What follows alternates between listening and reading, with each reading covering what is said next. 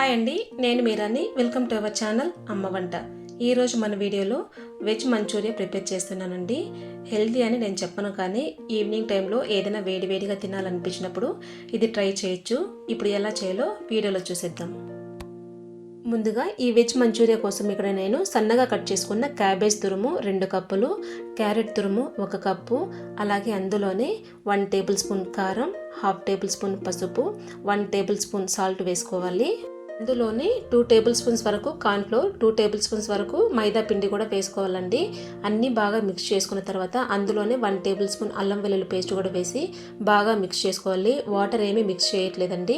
క్యాబేజ్లో క్యారెట్లో water content ఉంటుంది కాబట్టి అదే సరిపోతుంది. ఈ విధంగా మిక్స్ చేసుకున్న తర్వాత కన్సిస్టెన్సీ ఈ విధంగా వస్తుందండి. రౌండ్ బాల్ లాగా చేసుకొని మనము డీప్ ఫ్రై అయితే చేసుకోవాలి. ఆయిల్ కొంచెం హీట్ అయిన తర్వాత మనం ముందుగా ప్రిపేర్ చేసుకున్న వెజ్ మంచూరియా బాల్స్ని అందులో వేసి బాగా ఫ్రై చేసుకోవాలండి. ఈ విధంగా ఈవెన్గా బాగా ఫ్రై అయిన తర్వాత పక్కకు తీసేసుకోవాలి. కొంచెం కలర్ చేంజ్ అయ్యి క్రిస్పీగా వచ్చే వరకు ఫ్రై చేసుకోవాలండి. చూసారా, కలర్ చేంజ్ అయ్యి బాగా క్రిస్పీగా వచ్చాయి కదా, తీసి పక్కన పెట్టుకోవాలి. ఈ విధంగా సపరేట్ ప్లేట్లోకి తీసుకున్న తర్వాత మళ్ళీ స్టవ్ పైన ఒక ప్యాన్ పెట్టి అందులో 1 టేబుల్ స్పూన్ ఆయిల్ వేసి సన్నగా కట్ చేసుకున్న ఆనియన్, అలాగే 2 వెల్లుల్లిపాయలు సన్నగా కట్ చేసుకొని వేసుకోవాలి. 2 రెమ్మలు కరివేపాకు కూడా వేసి బాగా ఫ్రై చేసుకోవాలండి. అందులోనే 1 table spoon soya sauce, 1 table spoon vinegar, అలాగే 2 టేబుల్ స్పూన్స్ వరకు టమాటా సాస్ వేసి బాగా మిక్స్ చేసుకోవాలి. ఇవి వేసిన తర్వాత 1 మినిట్ వరకు ఫ్రై చేసుకున్న తర్వాత 1 టేబుల్ స్పూన్ కార్న్ఫ్లోర్, అలాగే 1/2 గ్లాస్ వాటర్ వేసి మిక్స్ చేసుకున్న వాటర్ అండి.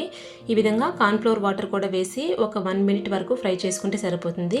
కన్సిస్టెన్సీ ఈ విధంగా కొంచెం దగ్గర పడ్డ తర్వాత ముందుగా మనం ఫ్రై చేసుకున్న వెజ్ మంచూరియా బాల్స్ని కూడా వేసి బాగా మిక్స్ చేసుకుంటే సరిపోతుందండి. సూపర్ టేస్టీగా ఉండే వెజ్ మంచూరియా రెడీ అయిపోయిందండి. ఇది ఫ్రీక్వెంట్గా కాకుండా ఏదైనా క్లైమేట్ కొంచెం కూల్గా ఉన్నప్పుడు వేడివేడిగా ఏమైనా తినాలనిపించినప్పుడు ఇది ట్రై చేయండి. ఇలాంటి మరిన్ని టేస్టీ రెసిపీస్ కోసం అమ్మ వంట ఛానల్ సబ్స్క్రైబ్ చేసుకోండి. Thank you for watching.